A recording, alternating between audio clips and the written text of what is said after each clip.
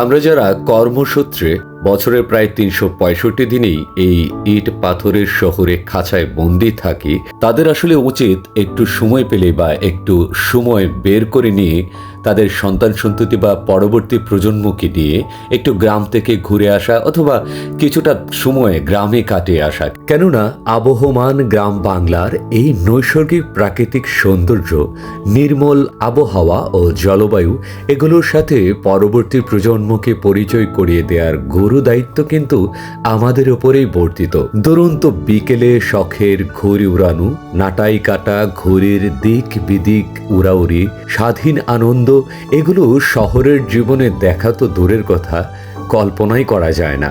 দুরন্ত দুপুরে গ্রামের পুকুরে অবাধ লাফঝাপ আর ধানের খেতে উন্মাদ বাতাসের দোল, এগুলো শহরের বাচ্চারা কেবলমাত্র গল্প গাথায় পড়ে থাকে বা শুনে থাকে। চোখে দেখার সৌভাগ্য অনেকেরই হয় না। গ্রামের সবুজ শস্যের উপর শিশির বিন্দুর হীরকময় দুত্তি আর কাদামাটির সুধা গন্ধ, এগুলো কেবলমাত্র বাচ্চাদের অধিকারই নয়, তাদের শারীরিক ও মানসিক সুস্বাস্থ্যের জন্যও বেশ প্রয়োজনীয়। শহরের অনেক অভিভাবক মনে করেন যে বাচ্চারা গ্রামে গেলে নানাবিধ অসুবিধার মুখোমুখি হয়। তাদের বলি, এত সুবিধা ও উপকারের পাশাপাশি কিছু ত্যাগ তো আপনাকে স্বীকার করতেই হবে।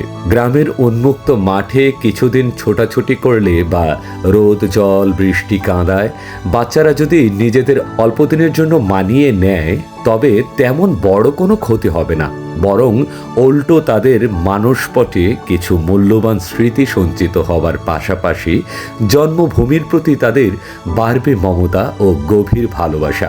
আমরা অনেকেই আছি যাদের গ্রামের প্রতি রয়েছে প্রচুর অ্যালার্জি বা অবজ্ঞা। তাদের উদ্দেশ্যে বলি, ভাই, আজকের এই যে সুরম্য সুশোভিত অট্টালিকাময় শহর, এগুলো কিন্তু আগে ছিল না। সেই সুদূর পাড়াগাঁ থেকে গেও মানুষগুলো এসেই আজকের এই আধুনিক শহর গড়ে তুলেছে। আমাদের প্রায় প্রত্যেকেরই আদি নারী কিন্তু অজপাড়া গায়ের সুফলা সজলা মাটির গভীরেই প্রতীত আছে এবং আমাদের অনেকেরই শেষ আশ্রয়ের ঠিকানাও হবে এই গ্রামের মাটি।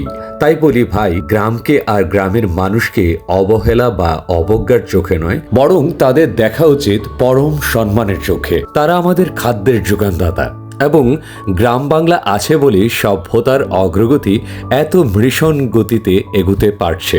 আর আপনার সন্তানকে যদি আপনি একজন সুনাগরিক হিসেবে গড়ে তুলতে চান, তাহলে অবশ্যই আপনাকে তার শৈশব ও কৈশোরকে তার আদি ঠিকানা অর্থাৎ তার গ্রামের সাথে পরিচয় ঘটাতে হবে। এতে বাড়বে তার জন্মভূমির প্রতি ভালোবাসা তথা দেশের প্রতি নাগরিক দায়িত্ববোধ। তাই সকল শহরে অধিবাসীদের প্রতি আমার বিনীত অনুরোধ থাকবে, গ্রামের সাথে তাদের চমৎকার একটা সেতু বন্ধন তৈরিতে সহযোগিতা করবেন। ধন্যবাদ।